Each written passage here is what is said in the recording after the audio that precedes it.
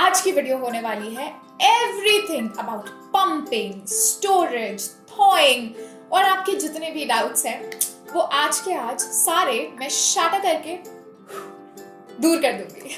तो वीडियो के एंड तक बने रहिए and it is my promise कि आपका एक भी डाउट मैं बचने नहीं दूंगी।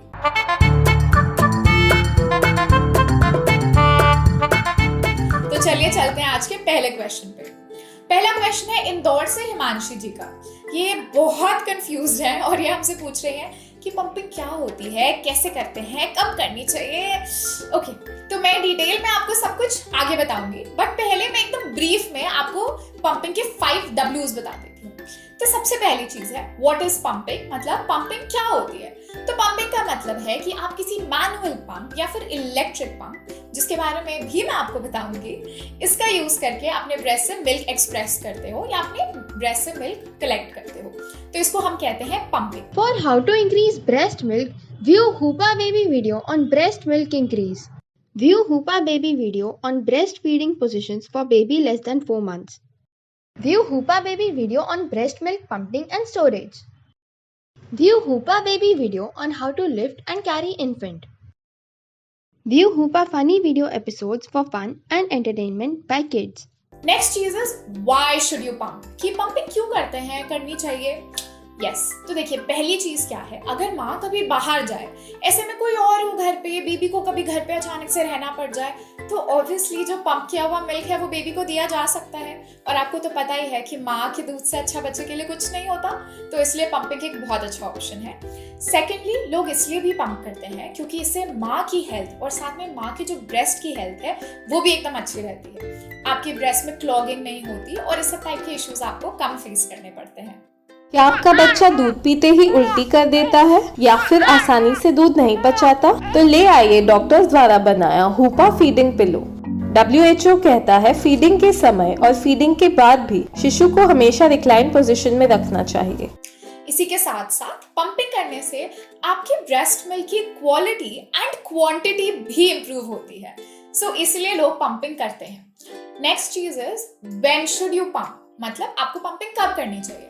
तो हर सेशन पंपिंग का लगभग 15 से 20 मिनट का होता है। तो कोई भी ऐसी जगह जो हाइजीनिक है, आप कंफर्टेबल हो, आप वहां पे पंपिंग कर सकते हैं। Next is when should you pump, मतलब आपको पंपिंग कब करनी चाहिए। पंपिंग बहुत रेगुलरली करनी होती है, मैं आपको आगे बताऊंगी, बट एक्चुअली जैसे सपोज अगर आप अपने बेबी को हर 2 से 3 घंटे में फीड करते हो और आपका बेबी आपके आसपास नहीं है, आप उसको फीड नहीं कर रहे हो, तो आपको हर 2 से 3 घंटे में पंपिंग करनी चाहिए। And lastly, how should you pump, कि मतलब पंपिंग कैसे करनी चाहिए। तो कुछ नहीं है यार, जो मैनुअल पंप होता है उसको आप अटैच करते हो अपने ब्रेस्ट से, अपने निपल से, और इसमें एक लेवलर होता है, मतलब एक पंप होता है। तो जैसे नॉर्मल स्प्रेस की बॉटल होती है, तो वैसे ही एक हैंडल होता है, आप उसको प्रेस करते जाओ और जो मिल्क है वो एक्सट्रैक्ट हो जाएगा। और जो इलेक्ट्रिक पंप्स हैं वो तो और आसान है, आपको बस ब्रेस्ट से अटैच करना है, मशीन को ऑन करना है, बाकी सारा काम मशीन करेगी और आपकी जो ब्रेस्ट है उनसे मिल्क कलेक्ट हो जाएगा। सबसे पहले आपको ये देखना है कि आपके बच्चे का जो मुंह है वो आपके निपल्स के बीचों बीच हो। तो अब हम आपका गाउन खोलते हैं। अब आप इस फ्लेंज को अपने निपल्स के बीचों बीच रखें। अब यहाँ पर एक चीज जो यूजफुल हो सकती है वो ये है कि आप एक छोटा सा मिरर यूज करें ताकि आप अपने निपल्स के नीचे भी देख पाएं। अब टाइम लीजिए और अपने निपल्स को इस फ्लिंज के बीचों बीच रखें। अब इससे क्या होगा कि जब आप पंपिंग स्टार्ट करेंगी तो इससे खिंचाव और दर्द कम होगा। अब इस फ्लेंज को अपने ब्रेस्ट के सेंटर में अच्छे से पकड़ के रखें ताकि एक सील बन जाए अच्छी सी। अगर आप ये अकेली कर रही हैं तो आप बच्चे को अपने फोरआर्म से पकड़ सकती हैं ताकि आप दूसरे ब्रेस्ट पर फ्लेंज की सेंटरिंग कर सकें। अब आप इसके लिए एक ब्रा भी खरीद सकती हैं, स्पेशल हैंड्स फ्री, या फिर अपनी नॉर्मल ब्रा के जहां निपल्स होंगे वहां पर कट कर सकते हैं। अब अपनी ब्रेस्ट को और फ्लेंज को पकड़िए। अब आपके जो निपल्स हैं वो सेंटर में हैं, तो मैं पंप ऑन कर देती हूँ। तो आज मैं आपके लिए सेटिंग्स कर देती हूँ और आप इंडिविजुअली इनको पकड़ के रखिए। मैं आपको सिर्फ बताना चाहती हूँ कि अगर आप अकेली हैं तो पंपिंग करते कैसे हैं।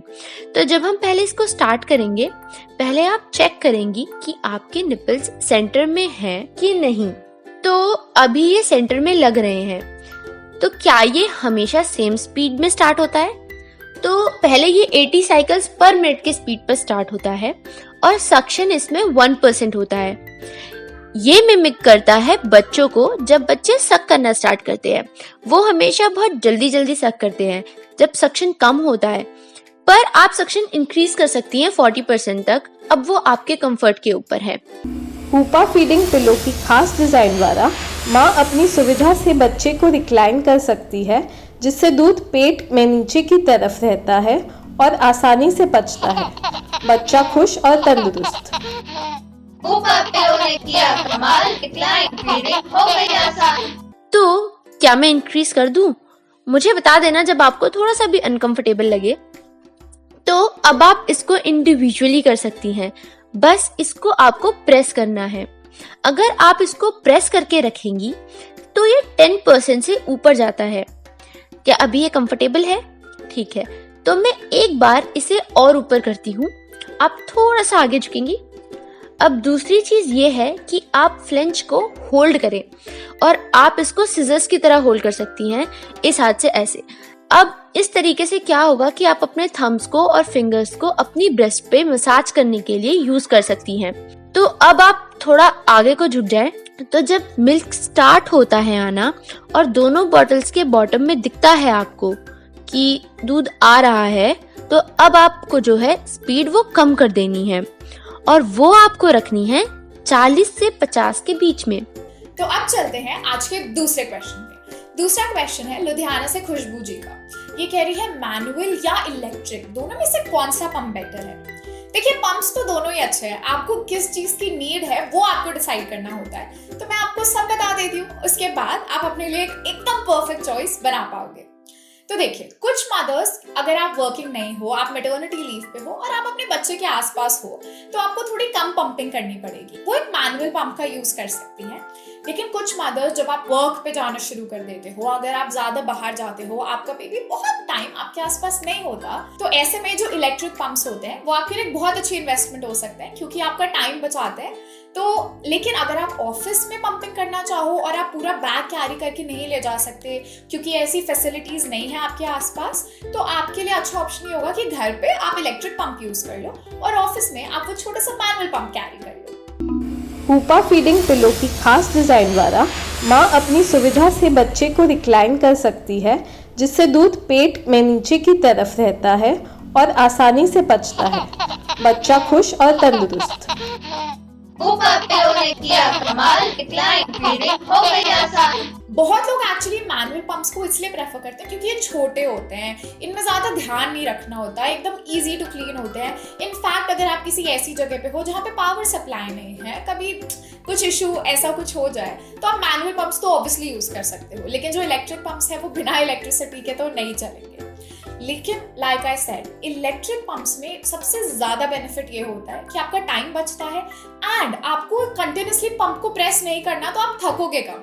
इनफैक्ट हमेशा जो आपका पंपिंग सेशन है वो बहुत कंफर्टेबल होना चाहिए। तो मैं आपको डेफिनेटली एडवाइस करूंगी कि आप थोड़ा उसको अपना मी टाइम बनाइए। मतलब कोई मैगजीन रीड कर लीजिए, अपना फोन यूज कर लीजिए, ताकि ऐसा ना हो कि जैसे ही आप पंपिंग के बारे में सोचे तो आपको इरिटेशन होने लग जाए, क्योंकि आपको करनी तो बहुत बारी पड़ेगी। So make your self comfortable. एक अच्छी सी जगह पे, हाइजीनिक जगह पे बैठ के अपने आप को कंफर्टेबल कर लीजिए। अब जो डबल इलेक्ट्रिक पंप्स होते हैं वो तो और ज्यादा टाइम बचा लेते हैं, क्योंकि डबल इलेक्ट्रिक पंप्स आपके दोनों ब्रेस्ट से एक ही टाइम पे मिल्क एक्सट्रैक्ट कर लेते हैं। तो इसलिए लोग इन चीजों में इन्वेस्ट करना प्रेफर करते हैं। बट यस, अगर प्राइस आपके लिए एक कंसर्निंग फैक्टर है, विच आई अंडरस्टैंड ऑब्वियसली बहुत लोगों के लिए होगा, तो आपको मैनुअल पंप लेना चाहिए। क्योंकि जो मैनुअल पंप्स हैं वो करीब 250 से 500 रुपए के आते हैं और इलेक्ट्रिक पंप्स 2500 से शुरू होते हैं। वहीं पे अगर आप डबल इलेक्ट्रिक पंप्स की बात करो तो करीब 8 से 15,000 तक के मिलते हैं, राइट? तो आप उस हिसाब से अपने लिए चूज कर सकते हो। इसी के साथ क्या आपको पता है, जब आप सुबह सुबह उठते हो तब आपकी बॉडी में ज्यादा मिल्क होता है, ज्यादा प्रोडक्शन हुई होती है। तो आप अगर अपनी बॉडी की मिल्क सप्लाई को इंक्रीज करना चाह रहे हो तो एक बहुत अच्छी एडवाइस है मेरे पास।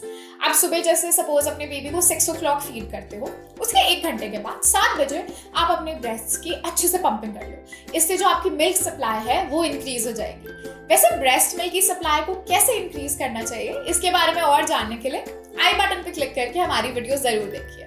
दोनों हाथों में नवजात शिशु को उठाने से रीढ़ की हड्डी यानी स्पाइन को सपोर्ट नहीं मिलता।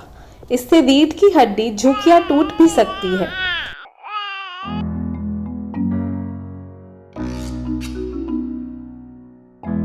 हूपा फीडिंग पिलो स्पाइन को स्ट्रॉन्ग सपोर्ट देता है, बच्चा सुरक्षित रहता है। नेक्स्ट क्वेश्चन पे जाने से पहले मैं आपका एक मिथ को एकदम बस्ट करना चाहती हूँ, मैं तोड़ देना चाहती हूँ। तो बहुत सी मदर्स को लगता है कि जब उनको फ्लू होता है, कोल्ड होता है, उस टाइम पे उनको अपने बेबी को ब्रेस्ट फीड नहीं करना चाहिए या फिर उनको ब्रेस्ट पंपिंग नहीं करनी चाहिए। ऐसा नहीं है। आपको पता है आपके मिल्क के थ्रू कोई भी जर्म्स ट्रांसफर नहीं होते, सिर्फ और सिर्फ आपको अपने हाइजीन का ध्यान रखना है। तो आप क्या कर सकते हो, आप जब पंपिंग करने बैठो या फीडिंग करने बैठो तो अपने आसपास फ्रेश टॉवल्स रख लो, नैपकिन्स रख लो, या फिर यार कोरोना का टाइम है ना, मास्क पहन के कर लो फीडिंग, मास्क पहन के कर लो पंपिंग। बस बच्चे को जर्म से बचाना है, मिल्क से जर्म्स ट्रांसफर नहीं होते। तो even when you are sick, जब आपको फ्लू है, कोल्ड है, तो भी आप ब्रेस्ट पंपिंग कर सकते हो और फीडिंग भी कर सकते हो। तो अब बारी है तीसरे सवाल की। ये हमसे पूछ रहे हैं मेरठ से मान्या कि हैंड एक्सप्रेसिंग क्या होती है और इसको कैसे परफॉर्म करते हैं। तो हैंड एक्सप्रेसिंग का मतलब है अपने हाथों का इस्तेमाल करना ब्रेस्ट से मिल्क एक्सप्रेस करने के लिए या कलेक्ट करने के लिए या निकालने के लिए। तो अब हैंड एक्सप्रेसिंग करते कैसे हैं? तो हैंड एक्सप्रेसिंग आप शुरुआत करते हो करीब 4 से 5 मिनट की ब्रेस्ट मसाज से। आप मसाजिंग के लिए अगर ऑयल यूज करना चाहो तो आप यूज कर सकते हो virgin coconut oil, virgin olive oil या फिर वर्जिन आमंड ऑयल। ये तीनों ही एक अच्छा ऑप्शन होता है। मसाज के लिए आप 2 टेक्निक्स यूज कर सकते हो, एक होती है स्ट्रोकिंग और एक होता है कप एंड कंप्रेशन। अगर इसके बारे में आप और जानना चाहते हो तो आप हमारी वीडियो जरूर चेकआउट कर लो, आपको बहुत सारी इंफॉर्मेशन मिल जाएगी। फिर जब आप मसाज कर चुके होंगे तब बारी है एक्सट्रैक्शन की। उसके लिए आप क्या करोगे, हमेशा अपने हाथों को अपने ब्रेस्ट के आउटर सरफेस से निपल्स की तरफ मूव करोगे और उसको स्क्वीज करोगे। इस बात का ध्यान रखना कि आपके जो हाथ है, मतलब आपके जो फिंगर्स है और जो आपका थंब है, वो हमेशा निपल की लाइन में होना चाहिए, मतलब निपल ऑब्वियसली सेंटर में होना चाहिए। फिर अपने हाथ को हर डायरेक्शन में रोटेट करके घुमा के अच्छे से अपने ब्रेस्ट को कंप्लीटली ड्रेन आउट कर लीजिए। तो इसी को कहते हैं हैंड एक्सप्रेसिंग। एक्चुअली बहुत से लोग पंपिंग से बेटर कंसिडर करते हैं हैंड एक्सप्रेसिंग को और पंप्स की जगह सिर्फ और सिर्फ हैंड एक्सप्रेसिंग का ही इस्तेमाल करते हैं। इसके बहुत फायदे हैं। जैसे अगर आपके पास इलेक्ट्रिक पंप आपने सिर्फ लिया है तो आप ऑब्वियसली हैंड एक्सप्रेसिंग कर सकते हो जब आप इलेक्ट्रिक पंप नहीं यूज कर सकते। एंड कभी आप ये सोचो फीडिंग से पहले जो आपकी ब्रेस्ट है वो बहुत ज्यादा फुल हो गए हैं, हार्ड हो गए हैं, निपल हार्ड हो गया है और बेबी जो है वो लैच नहीं कर पा रहा। तो ऐसे में थोड़ी ना आप पंप लेके अपने 15-20 मिनट वेस्ट करोगे, पूरा एक्सट्रैक्ट करोगे, फिर बेबी को फीड करोगे, टाइम वेस्ट। तो इससे अच्छा क्या है कि आप 2 से 3 मिनट अपने ब्रेस्ट की हैंड एक्सप्रेसिंग कर लो और फिर जब आपको लगे कि अब मेरे ब्रेस्ट सॉफ्ट हो चुके हैं, बेबी लैच कर पाएगा, तो आप डायरेक्टली जाके बेबी को फीड कर दो।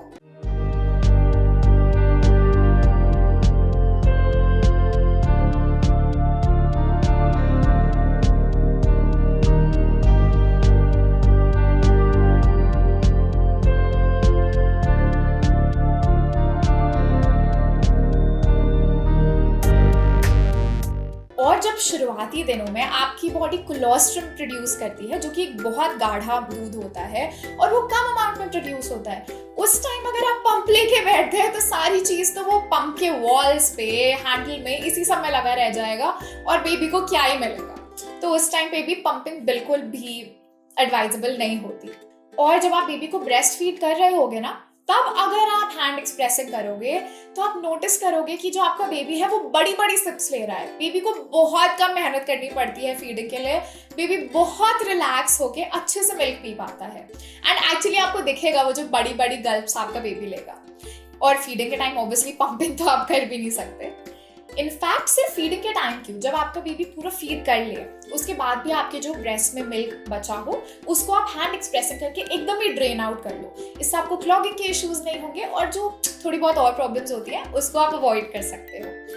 एंड जब आपके ब्रेस्ट कंप्लीटली ड्रेन आउट हो जाए उसके बाद अगर आप अपना मिल्क सप्लाई बढ़ाने की कोशिश कर रहे हो तो थोड़ी सी और हैंड एक्सप्रेसिंग कर लो। उससे भी आपकी बॉडी को ये सिग्नल मिलता है दैट लिसन मुझे और मिल्क प्रोड्यूस करने की जरूरत है और आपकी मिल्क सप्लाई इंक्रीज हो जाती है। And like I told you, milk supply increase करने के लिए हमारी वीडियो जरूर चेकआउट करिए, आपको बहुत बहुत हेल्प मिलेगी।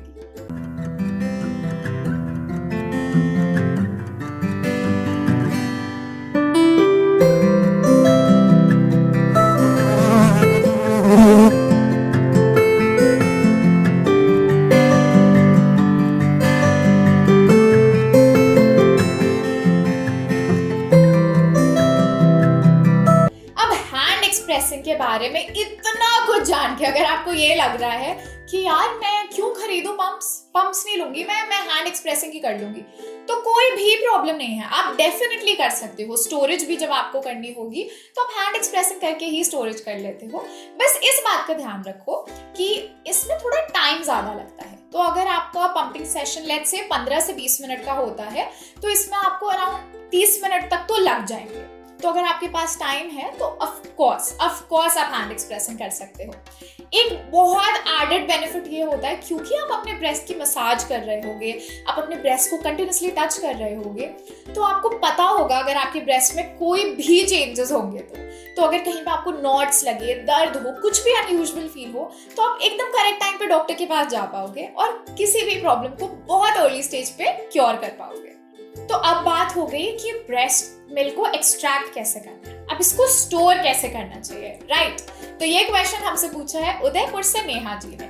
नेहा जी कह रही हैं कि ब्रेस्ट मिल्क को स्टोर करते टाइम किन किन बातों को ध्यान रखना चाहिए। देखिए ये तो सब बता देते हैं कि क्लीन कंटेनर्स यूज करो, हाइजीनिक कंटेनर्स यूज करो, बट क्या, कौन सा कंटेनर? पतीले में तो नहीं करोगे ना ब्रेस्ट मिल्क को स्टोर, लाइक ऑब्वियसली। हुपा अंडरवेयर पहनेंगे, बच्चे खेलेंगे कूदेंगे दौड़ेंगे, हुपा अंडरवेयर पहनेंगे। लेकिन आप ग्लास बॉटल्स को ना फ्रीजर में स्टोर नहीं कर सकते, बट नो वरीज, मार्केट में स्पेशली ऐसे बैग्स आते हैं, प्लास्टिक बैग्स, जो कि बने होते हैं ब्रेस्ट मिल्क की स्टोरेज के लिए। एंड क्योंकि ऑलरेडी स्टेरिलाइज्ड होते हैं, डिस्पोजेबल होते हैं, तो आपको इस सब बातों की टेंशन नहीं लेनी पड़ेगी कि कहीं कंटामिनेटेड तो नहीं है या व्हाटएवर। तो ऑफ कोर्स आप उसको यूज कर सकते हो जब आपको अपने मिल्क को फ्रीजर में स्टोर करना है। फ्रीजर मतलब जहाँ पे बर्फ बनती है। अब इस बात का हमेशा ध्यान रखिए कि नो मैटर आप ग्लास बॉटल यूज कर रहे हो, आप प्लास्टिक बैग्स यूज कर रहे हो, हमेशा जो आपका मिल्क है आपको सिर्फ इतना स्टोर करना है जितना आपका बेबी एक फीडिंग में पीता है। ओके मतलब ये नहीं कि अगर आपकी जो बॉटल है वो आधे लीटर की है तो आप उसमें जितनी बार एक्सप्रेसिंग करोगे उसको भरते चले जाओगे, ऐसा नहीं करना है। एक बॉटल में सिर्फ और सिर्फ इतना जितना आपका बेबी एक फीडिंग में कंज्यूम कर लेता है, क्योंकि जब आप इसको थॉ कर चुके होगे, जिसके बारे में मैं आपको आगे बताऊंगी, उसके बाद आप इसको दोबारा फ्रिज में नहीं डाल सकते। ओके तो हमेशा ध्यान रखिए कि एक बैग में या एक बॉटल में सिर्फ एक फीडिंग जितना मिल्क स्टोर करना है। अब जो आपके ये ग्लास बॉटल्स हैं या प्लास्टिक बैग्स हैं, इसको फ्रिज में कहाँ स्टोर करना चाहिए? जो डोर होता है ना उसमें नहीं करना चाहिए, क्योंकि जो डोर है वो हम बार बार खोलते हैं, बंद करते हैं, तो थोड़ा सा टेम्परेचर में फ्लक्चुएशन तो होती है। तो सबसे अच्छा टेम्परेचर कॉन्स्टेंटली कहाँ पे मेंटेन होता है? एकदम फ्रिज का जो पीछे वाला हिस्सा होता है, तो आप वहां पे चिपका के रख दो। चाहे आप फ्रीजर में रखो, चाहे आप फ्रिज में रखो, लेकिन हमेशा अपने बॉटल्स को, पैक्स को एकदम फ्रिज के पीछे एकदम चिपका के रखो। अब एक चीज जो आपको हमेशा काम आएगी वो ये है कि इस बात का हमेशा ध्यान रखिए कि जो आपका ब्रेस्ट मिल्क है उसको अगर आप रूम टेम्परेचर पे छोड़ देते हो, मतलब बस एक्सट्रैक्ट करो और छोड़ दिया, तो वो करीब 3 से 4 घंटे तक फ्रेश रहेगा। एक्चुअली आई वुड से 3 घंटा, स्पेशली बिकॉज इंडिया गर्मी ज्यादा होती है यहाँ। और उसके बाद अगर आप फ्रिज में रखो, जहाँ पे हम पानी रखते हैं ठंडा करने के लिए, वहां पे चल जाएगा 4 हफ्ते तक। और अगर आप फ्रीजर में रखो, जहाँ पे बर्फ बनती है, वहां पे चल जाएगा करीब 4 महीने तक। तो इसलिए एक बहुत अच्छी एडवाइस है कि आप चाहे बॉटल्स यूज करो, बैग्स यूज करो, उस पे हमेशा डेट डाल के लिख दो है ना, ताकि जो आपको पुराना मिल्क है वो आप पहले कंज्यूम कर लो उसके खराब होने से, और ताकि आपका ब्रेस्ट मिल्क जो है वो वेस्ट ना हो। क्या आपका बच्चा दूध पीते ही उल्टी कर देता है या फिर आसानी से दूध नहीं पचाता? तो ले आइए डॉक्टर्स द्वारा बनाया हुपा फीडिंग पिलो। WHO कहता है फीडिंग के समय और फीडिंग के बाद भी शिशु को हमेशा रिक्लाइन पोजीशन में रखना चाहिए। एंड मेरी एक एडवाइस सबके लिए है, चाहे आप वर्किंग हो चाहे आप ना हो, आपको अपने मिल्क का स्टोरेज ना बना के फ्रिज में रख लेना चाहिए। ऐसा होता है ना कि जब हमारे पास बैंक में पैसे पड़े होते हैं तो किसी महीने थोड़े पैसे कम भी आए तो भी चल जाता है।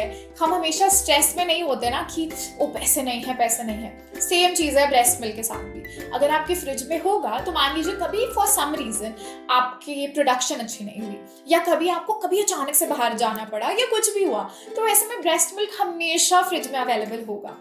एंड जैसे जैसे बेबी बढ़ेगा, बेबी की जो डाइटरी नीड्स है वो बढ़ेगी, तो ऐसे में जो आपको ब्रेस्ट मिल्क स्टोर्ड होगा वो आप सप्लीमेंट भी कर सकते हो। जैसे अगर आप अपने बेबी को फ्रूट जूस वगैरह देना शुरू कर चुके हो, उसके साथ में आप बेबी को बहुत सारा ब्रेस्ट मिल्क भी दे सकते हो, बिकॉज माँ का दूध बच्चे के लिए सबसे अच्छा और सबसे हेल्दी होता है।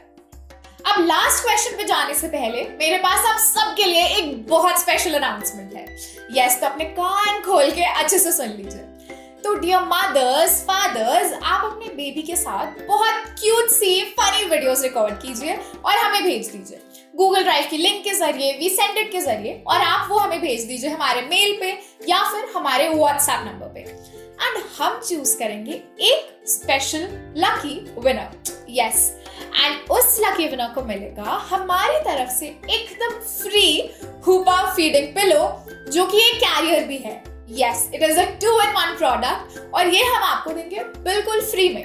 तो जल्दी से अपने फोन्स उठाइए, क्यूट फनी वीडियोस रिकॉर्ड कीजिए और हमें भेज दीजिए। हुपा फीडिंग पिलो की खास डिजाइन द्वारा माँ अपनी सुविधा से बच्चे को रिक्लाइन कर सकती है, जिससे दूध पेट में नीचे की तरफ रहता है और आसानी से पचता है।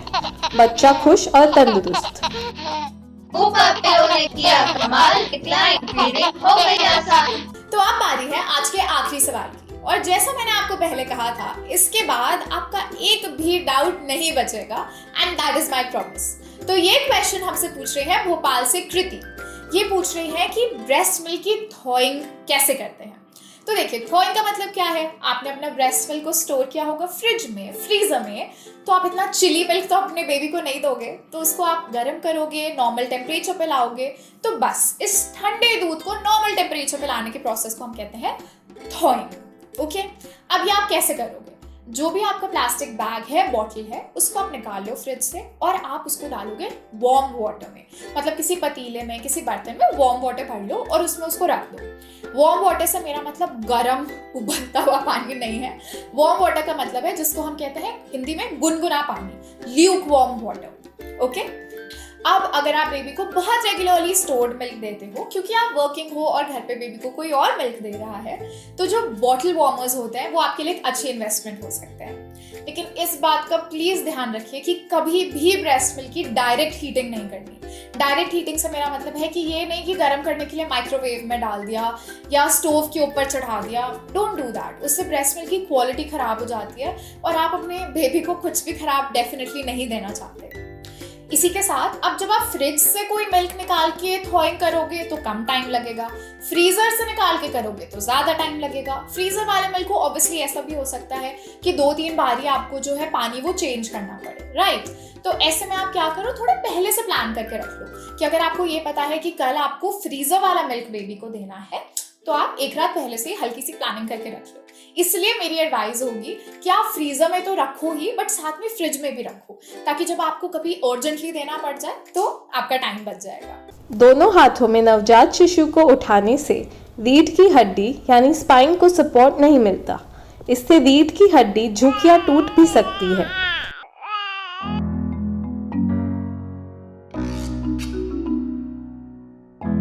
हुपा फीडिंग पिलो स्पाइन को स्ट्रॉन्ग सपोर्ट देता है, बच्चा सुरक्षित रहता है। अब ये तो याद होगा कि मैंने पिछले क्वेश्चन के आंसर में आपको बताया था कि एक बॉटल में, एक बैग में सिर्फ और सिर्फ एक फीडिंग जितना ही मिल्क स्टोर करना है, क्योंकि जब आप इसको निकाल के थॉ कर चुके होंगे तो आप इसको दोबारा फ्रिज में नहीं डालोगे, क्योंकि अगर आप इसको दोबारा फ्रिज में डालोगे तो वंस अगेन मिल्क की क्वालिटी खराब हो जाएगी, और आप अपने बेबी को खराब मिल्क देना चाहते हो? ऑब्वियसली नहीं, राइट? तो इसलिए ऐसा मत करना। एक बॉटल में इतना ही स्टोर करना जितना आपको एक फीडिंग में लगे, और अगर थॉइंग के बाद थोड़ा सा मिल्क बच जाए तो एक्चुअली वो वेस्ट हो गया है, उसको दोबारा से फ्रीजर में मत डालना, फ्रिज में मत डालना, बेबी को दोबारा फीड मत करना। एंड ऑब्वियसली जब आपको लगे कि अब थॉइंग हो चुकी है, मिल्क है वो एकदम नॉर्मल टेम्परेचर पे आ चुका है, उसके बाद ना थोड़ा सा मिल्क लेके अपने हाथ पे, यहाँ पे डाल लो या फिर पाम पे, एक्चुअली यहाँ पे भी डाल लो और यहाँ पे भी डाल लो, और देख लो कि आपको टेम्परेचर सही फील हो रहा है कि नहीं, ताकि आप बेबी को कुछ ठंडा दूध या बहुत गर्म दूध तो सर्व नहीं कर रहे, राइट? सो एक एक डाउट हो गया ना क्लियर? तो आज की वीडियो यही खत्म होती है। आपको क्या नया जानने को मिला, आपका क्या एक्सपीरियंस रहा, आपको कैसे हेल्प हुई, वो आप हमें नीचे जरूर बताइए, ताकि हमें तो पता चले ही, बाकी जो दूसरी मदर्स है वो भी आपका कमेंट पढ़ के थोड़ा अपना फेथ डेवलप कर पाए और उनसे सीख पाए। तो वीडियो को लाइक करना मत भूलिएगा, शेयर करना मत भूलिएगा अपनी फैमिली के साथ, सबके साथ, एंड बहुत सारा अमेजिंग कंटेंट देखने के लिए हमारे चैनल को भी जरूर सब्सक्राइब कर दीजिए। तो इसी के साथ आज की वीडियो यही खत्म होती है, but obviously before I go, एक special shout out for all the beautiful moms, that is जय माता दी। This is your best friend Pooja and I'll see you very soon दूसरे वीडियो में।